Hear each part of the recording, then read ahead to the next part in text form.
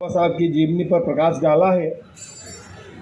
मंच पर विराजमान भारतीय जनता पार्टी के वरिष्ठ नेता, प्रदेश कार्यकारिणी सदस्य आदरणीय सोलन जी भाई साहब का भी मैं स्वागत करता हूं, अभिनंदन करता हूं। और हमारे अनुसूचित जाति मोर्चे के जिले के अध्यक्ष आदरणीय मनीष जी निशोद जी, भारतीय जनता पार्टी के मंडल के सम्मानीय अध्यक्ष महोदय, मंचासीन यहाँ पर भारतीय जनता पार्टी के सभी जय श्रेष्ठ नेतागण, उपस्थित सभी सज्जनों को यथायोग्य नमस्कार करता हूं, प्रणाम करता हूं।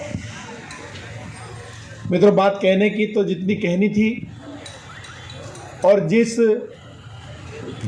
पल में ये बात कही जा रही थी, मैं ध्यान से सुन रहा था कि सुभाष जी भाई साहब जब कह रहे थे तो यहाँ पर उपस्थित जितने भी सज्जन हैं बड़े एकाग्र चित्त से, एकाग्र मन से बाबा साहब की जीवनी का जो वाचन यहाँ पर हो रहा था, जो बताया जा रहा था, उसको एकाग्र चित्त से सुन रहे थे। और उन्होंने जो कठिनाई उस वक्त तत्कालीन समय जो भोगी और अपने समाज को और देश के सभी लोगों के लिए, सभी के हित में काम आने वाला जो कार्य उन्होंने किया, संविधान जो बनाया, उसी संविधान की आज हम सभी भारतवंशी कसम खाते हैं। चाहे वो कोई भी संगठन हो, चाहे कोई भी संस्थान हो, चाहे वो कोर्ट हो, लेकिन संविधान की कसम तो सभी को खानी पड़ती है। और ऐसे बाबा साहब का आज जन्म दिवस, बात कहने की फिर वो आती है कि तत्कालिक समय जब बाबा साहब ने अध्ययन किया, बाबा साहब ने जब स्ट्रगल किया, बाबा साहब ने जब संविधान जब लिख रहे थे, तो तत्कालिक समय में कौन लोग थे? एक तो पहले अंग्रेज आए, मुगल आए, उसके बाद देश आज़ादी में सबने सहयोग किया। और उस वक्त तत्कालिक समय में जब राजनीतिक परिदृश्य हम देखते हैं तो कांग्रेस पार्टी का शासन रहा। और कांग्रेस का जब शासन रहा और इतने अच्छे वक्ता, इतने अच्छे बुद्धिमान व्यक्ति, सभी समाजों को साथ में लेकर चलने वाले व्यक्ति की उन्होंने कद्र नहीं की। जैसा कि सुभाष जी भाई साहब ने कहा कि भारत रत्न की उपाधि अगर किसी ने दी है तो वो भारतीय जनता पार्टी की जब केंद्र में सरकार आई है तभी दी। मतलब उनके पास कोहिनूर हीरा था, लेकिन वो जानबूझ के उसको निखारना नहीं चाहते थे, उसकी रोशनी लोगों तक पहुंचाना नहीं चाहते थे, क्योंकि उनको डर था कि जिस समाज से, जिस जगह से वो आते हैं, अगर उनको हमने उठा दिया तो हमारा क्या होगा। और इसलिए उन्होंने जानबूझ के पीछे धकेलने का कार्य किया। आज के परिदृश्य में अगर हम देखते हैं तो बाबा साहब की जन्मस्थली हो, चाहे विदेश में भी जहाँ पर उन्होंने अध्ययन किया, पाठन किया, उस सभी चीज़ों को उभारने का और देश को समर्पित करने का जो कार्य किया है वो भारतीय जनता पार्टी के नेतृत्व ने किया है, उनके नेताओं ने किया है। आज जब सारी थाली सज गई, स्ट्रगल का समय खत्म हो गया और अपने वोट बैंक का जो स्तर गिरता नजर आ रहा है जिन लोगों को, वो सब आज महू में डेरा जमाए बैठे हैं। वो चाहे कांग्रेस के कमलनाथ जी हो, चाहे हमारे पड़ोसी प्रदेश के पूर्व मुखिया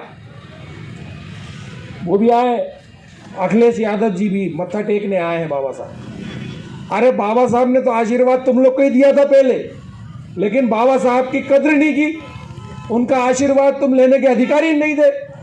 अगर ये सब करना था तो पहले ही क्यों नहीं इतना सब कुछ कर दिया जो भारतीय जनता पार्टी की सरकारों ने किया। बाबा साहब ने कोई ये थोड़ी बोला था कि भारतीय जनता पार्टी की लोग आएंगे तभी करेंगे। अरे तुम्हारे साथ थे, देश में तुम्हारा राज था, तब भारतीय जनता पार्टी तो कहीं थी नहीं, 2-3 लोग थे हमारे, और 2 से आज 200-300 के ऊपर हो गए। और आज ये देखने में आ रहा है कि तुम्हारी तो दिख ही नहीं रही है, किधर है, किधर पूंछे, किधर पैर है, किधर सिर है, कुछ समझ में नहीं आ रहा है, भगते नजर आ रहे हैं सब। और आज हमारे बाबा साहब के जन्म दिवस के अवसर पर, क्योंकि समय का भी अभाव है, मुझे बहुत ज़्यादा किसी की टांग खींचने में मुझे मज़ा भी नहीं आता, लेकिन जो समाज को प्रेरणा बाबा साहब ने दी है, जो देश को एक संविधान बनाकर किस तरीके से सारे समाज इस संविधान को मानते हुए एकजुटता के साथ इस देश में रह सकते हैं, उसका पालन अगर किसी ने सही ढंग से किया है तो भारतीय जनता पार्टी की सरकार ही कर रही है। नहीं तो दूसरी सरकारें तो जो है पक्षपात करती नजर आती है। कई लोग तो संविधान को भी साइड में रख देते हैं, मानते ही नहीं है। और कई लोग तो दबी जबान में अभी बोलते हैं कि बाबा साहब ने जो ST SC के लोग हैं उनको हमारे माथे पे बिठा के चले गए। माथे पे नहीं बिठाया, बाबा साहब ने उनको जो पिछड़ गए थे उनको ऊपर लाने का प्रयास किया और उनको हक दिलाने का प्रयास बाबा साहब ने संविधान बनाकर किया।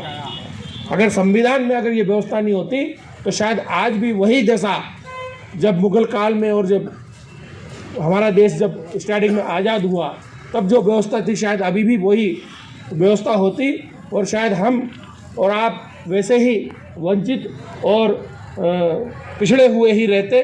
मैं बाबा साहब को एक बार फिर से नमन करता हूँ, पुष्पांजलि अर्पित करता हूँ और उनके दिखाए रास्ते पर सबको साथ में लेकर चलने की जो भावना, मूल उद्देश्य उनका था, उसको अंगीकार करते हुए मैं सभी समाजों के सभी लोगों को साथ में लेने का भरसक हम भी प्रयास करते हैं। भारतीय जनता पार्टी का मूल सिद्धांत भी यही है कि सबको साथ में लेकर चलना है, जो पिछड़ गए हैं उनको आगे लेकर आना है।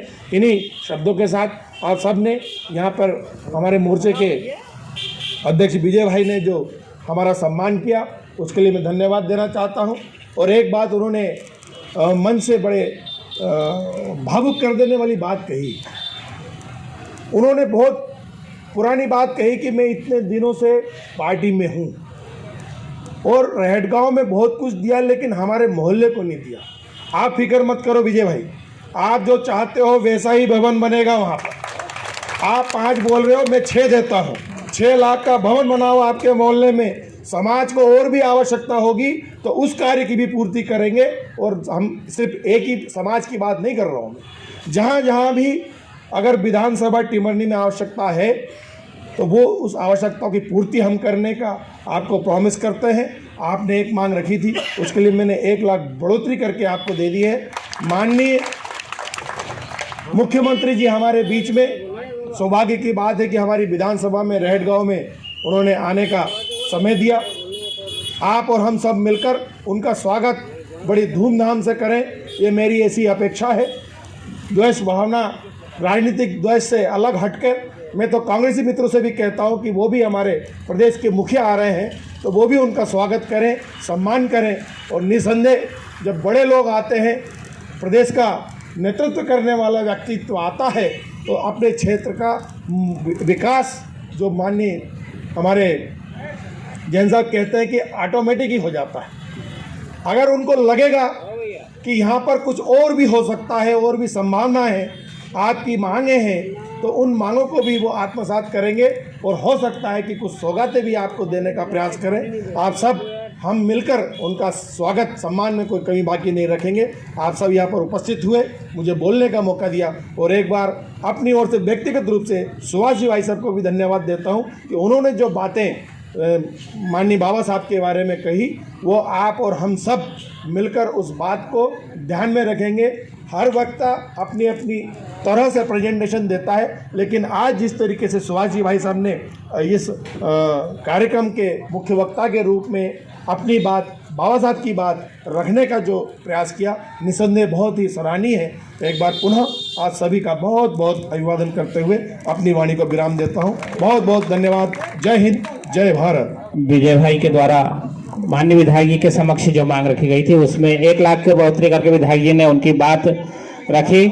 और उपस्थित सभी अतिथियों का, कुंवर संजय शाह जी का, सुरेंद्र जैन जी का, विजय भैया वगैरह सभी लोगों का, उपस्थित मंच पर सभी अतिथियों का, पत्रकार बंधुओं का, इलेक्ट्रॉनिक मीडिया का, कार्यकर्ताओं का, सभी का, व्यापारी बंधुओं का, आदरणीय अध्यक्ष महोदय भी